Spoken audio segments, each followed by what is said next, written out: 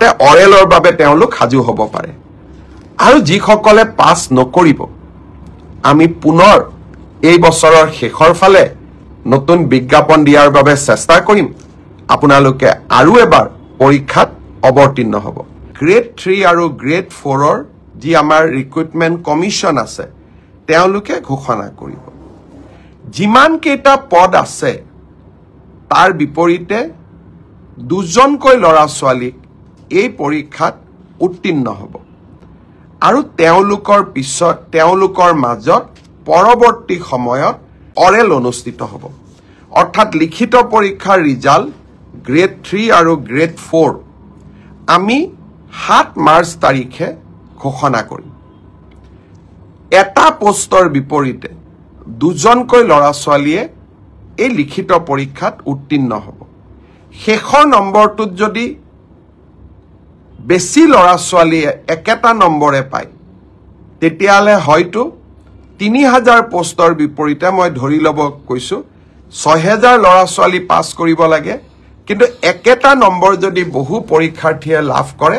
তেতিয়াহলে একে নম্বৰ পোৱা ল'ৰা ছোৱালী সকলেও পৰীক্ষাটো ডেফিনেটলি পাছ কৰিব 50 is a cut off mark কিন্তু 50 যদি 50 জন ল'ৰাই নম্বৰ পাইছে তেতিয়ালে 50 জন ল'ৰাই লিখিত পৰীক্ষাত পাছ কৰিব গতিকে 1:2 বুলি কলেও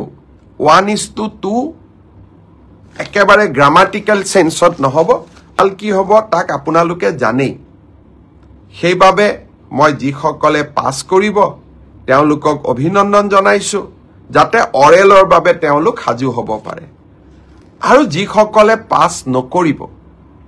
আমি পুনৰ এই বছৰৰ শেষৰ ফালে নতুন বিজ্ঞাপন দিয়াৰ বাবে চেষ্টা কৰিম আপোনালোকে আৰু এবাৰ পৰীক্ষাত অৱতীৰ্ণ হ'ব আৰু লগতে অসমত উদ্যোগসমূহ আহিব তৃতীয় আৰু চতুৰ্থ বৰ্গত নহলেও বেলেগ ধৰণে পাছ কৰি বেলেগ ধৰণেও জীৱন সফল কৰাৰ বাবে আমি প্ৰচেষ্টা কৰিম বহুত ল'ৰা ছোৱালীয়ে মোক কৈ থাকে যে চতুৰ্থ শ্ৰেণীৰ পৰীক্ষাত বিএ পাছ কৰা ল'ৰাইও পৰীক্ষা দিছে এতিয়া কথাটো হ'ল আমি কোনোবাই যদি নিজকে চৰকাৰক ফাঁকি দি পৰীক্ষা দিয়ে তদন্ত নোহোৱালৈকে মুখ্যমন্ত্ৰীয়ে গম পাব নোৱাৰে কেতিয়াবা আপোনালোকে এনেকে মোক ফেসবুকত লিখে টুইটাৰত লিখে যেন মই সব গম পাওঁ কোনোবা ল'ৰা এজনে যদি বিএ পাছ কৰিও নিজৰ যোগ্যতাটোক লুকুৱাই পেলাই চতুৰ্থ শ্ৰেণীৰ পৰীক্ষাত আবেদন কৰে মুখ্যমন্ত্ৰীজনে কেনেকে গম পাব আপোনালোকে খবৰ দিব আপোনালোকক আমি সুবিধা দিম যে এনে যিসকল লোকে আপোনালোকে দেখিব যে লিখিত পৰীক্ষাত পাছ কৰিছে কিন্তু এডুকেশনাল কোৱালিফিকেশনক তেওঁলোকে লুকুৱাই ৰাখিছে আমি সুবিধা দিম আপোনালোকক অভিযোগ দিয়াৰ বাবে যাতে অৰেল পৰীক্ষা হোৱাৰ আগতে বা মৌখিক পৰীক্ষা হোৱাৰ আগতে আমি আপোনালোকৰ অভিযোগবোৰ নিৰ্দিষ্ট ইউনিভাৰ্সিটি